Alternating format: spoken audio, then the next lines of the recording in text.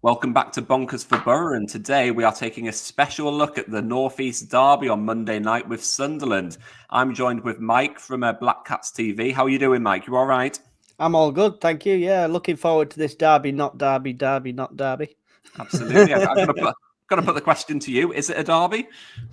I was always in the camp of saying it wasn't a derby, but we've not played, the other Northeast team we won't mention. We've not played them apart from the cup in ages. And I think it's our mistake not thinking it's a derby. We should think it's a derby, and we should go in like you guys go into it.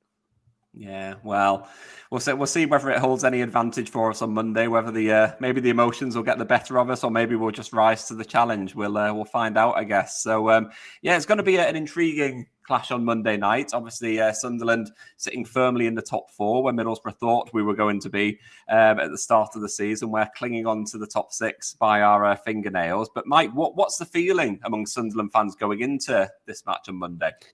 It's always going to be a must-win. It has been recently because we're dropping points at places like Plymouth that we should really be picking 3 points up. It's games like this where you're so close to us that we don't want to lose it. It's a 6-point game, right? Because you'll gain 3 or we'll lose 3, etc. So the feeling's nervousness because we've not been on form for the last couple of games, from my side of things, anyway. Mm-hmm. Absolutely, yeah. It's two teams in a patchy run of form, you could say, because Middlesbrough have been very similar. Victory against West Brom at the Riverside followed up quite promptly by a shambles of a defeat against Preston at Deepdale. So it's and any Middlesbrough could turn up for this game. We'll have to just wait and see. So as far as you're concerned, from Sunderland's point of view, so. Who are the Sunderland players that Middlesbrough need to be watching out for on Monday night? Who have been the sort of shining stars under Regis Le Bris this season?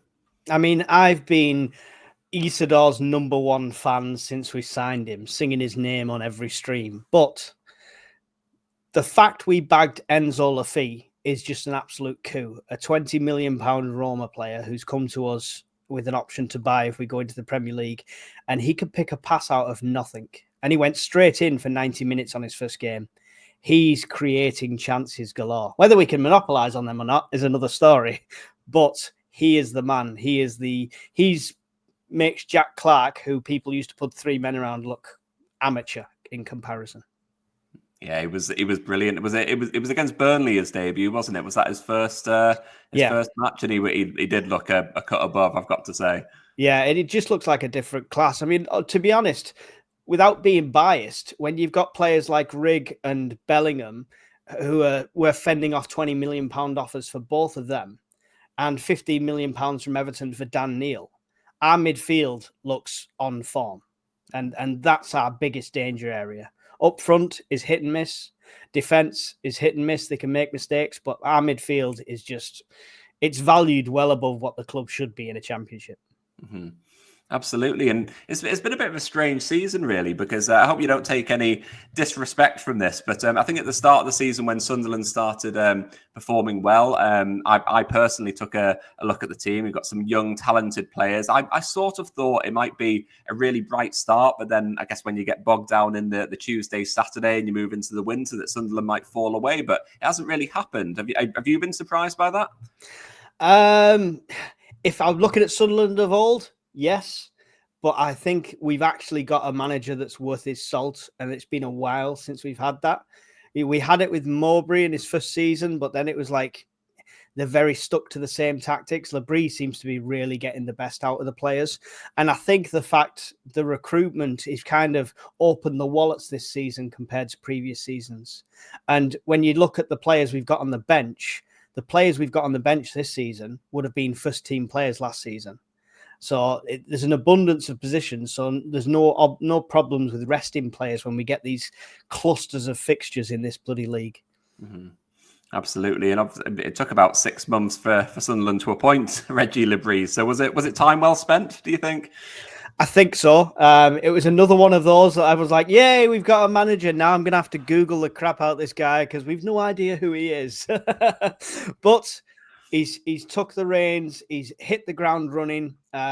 He's brought in one of his own staff recently. We've still got our same backroom staff, which a few of us not too keen on. But he is getting the best out of them. I say our, like I speak for all Sunderland fans.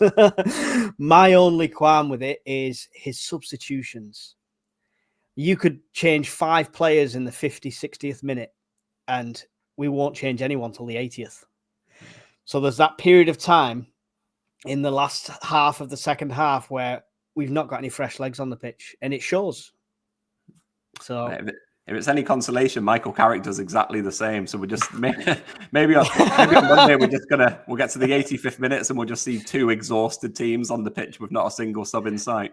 Yeah, we'll play like Sunday League. Only 11 players turned up, so you've just got to do the whole thing. Yeah, exactly. So obviously Sunderland are sitting in a strong position in the Championship this season. Taking Monday out of the equation, how do you see the season panning out? Do you think that Sunderland could squeeze into the top 2? If you've seen anything of SAFC Fan TV, out of a panel of about 8 people, I'm the eternal optimist. And everyone was predicting 10th, 9th, 6th, or just in the playoffs this season. And I said 2nd. And then when we started hitting form straight away, I changed it to 1st. I've still got a bit of optimism. I think we could. It'll be a battle for 2nd place. I think playoffs is not a non-issue. I think we'll be in it no matter what. But I think now we are in a battle for 2nd place. But I do think the Blades are going to take the league. Mm-hmm. Yeah, it's certainly going to be an interesting one in terms of that battle for automatic promotion. Middlesbrough, I think that ship sailed. Personally, I can't see us making that gap between us and the top 4. So it's very much a case of battling for the top 6. And I know you'll have obviously been preoccupied watching Sunderland this season. But what have you made from the outside? Of Middlesbrough this season and life under Michael Carrick? Have you had any opinions on how Middlesbrough have been getting on? Only, like I say, my boss is a Middlesbrough fan, so I do try and keep on top of it just to wind him up sometimes. But, I mean, it seems to be peaks and troughs in a very similar sort of way. And it's like Middlesbrough seems to be that team this season that will really knacker up your accumulator. Because you'll bet them to easy win this one and they'll lose. And you'll bet them to lose and they'll smash it. Absolutely. So the only thing I can really say on your form is unpredictable at the moment. Yeah, we are predictably unpredictable. That is exactly what Middlesbrough are. Yeah. Yeah, so I mean, looking at Sunderland's results of late, it's been fairly similar. So we've got no idea whether Monday is going to end up being an absolute classic or a real damp squib. We've got no idea. But how do you see Monday going, Mike? Are you optimistic going into the match at the Riverside? I am, because of the players we've got and the team we've got, and we need a bounce back now. Plymouth seem to be our bogey team, and we do seem to have a bounce back when we play poorly against the bottom team. So I'm hoping that's against you guys.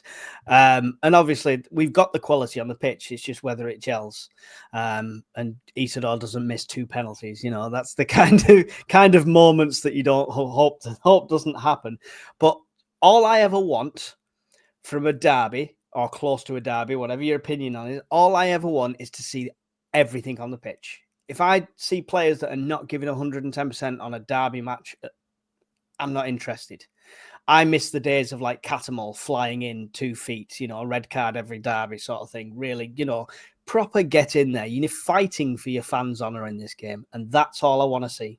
Mm-hmm. Yeah, it's you don't see that too much these days, but hopefully there'll be a little bit of needle on Monday. I do like to see to see the teams going head to head in that way. A little bit of shithousery from both teams, really. Luke O'Neill won't disappoint. It's always something to look forward to. And I'm going to put you on the spot here ahead of Monday. So, score prediction. What do you think? How do you see it going? Right. Well, your fans are going to throw loads of hate in your comments for this, but I've got to stick to my guns of what I predicted on our channel. And I'm going 4-0 to Sunderland. Wow. Because of the bounce back factor, I think, but just to give your fans a bit of reassurance, I've got no predictions right this season at all. You did last season, an eternal optimist as well. Yeah. Well, last season I was doing all right with my predictions, and I even predicted a draw and a loss and stuff like that. This season, no, hit none of them. But I'm going to go 4-0. Wow. See, seeking revenge from last season and the 4-0 win for Middlesbrough at the stadium alike. There you go. Poetic. Well, we'll have to wait and see. I guess. I think 4-0. Well, I think there'll be absolute hell on at the Riverside if that happens. I think there'll be a few abusive messages towards Michael Carrick if we do end up losing the other match 4-0. But it'll be a very, very interesting one, I'm sure. I'm personally looking forward to it. I'll be there. Are you going to be at the match, Mike? I do the live commentaries for our channel, so I'll be sat in my studio as always. I live in Burnley, so right. I get to games when I can, but Yeah, fair enough. Well, if you're not at the match at the Riverside, then do tune in to Black Cats TV. Mike, where can fans find you? Yeah, it's in the name there, at blackcats_TV. We welcome fans from both sides. So if you're a Middlesbrough fan and you want some live commentary and maybe just give me some abuse in the chat, feel free to come in and do so. You're more than welcome. And obviously, if you're a Sunderland fan and you're watching this, come and subscribe. Why haven't you already? There you go. Absolutely, yeah. Well, if you are a Middlesbrough fan, certainly head on over there. Don't give him too much stick because you don't want to dampen his morale during the live broadcast. Keep it clean, but certainly make our presence felt. But Mike, certainly thank you very much for your time. Good luck for Monday. And good luck for the rest of the season as well. I've got to say, I am obviously a Middlesbrough fan, but I've got to say I'm one of the Middlesbrough fans who doesn't mind Sunderland doing too well as long as it's worse typically than Middlesbrough. So good luck for the rest of the season as well. Yeah, you're not Newcastle, so that's always the plus. You're not Newcastle. That's the main thing. Good luck for the rest of the season. I really hope we don't see you in the playoffs.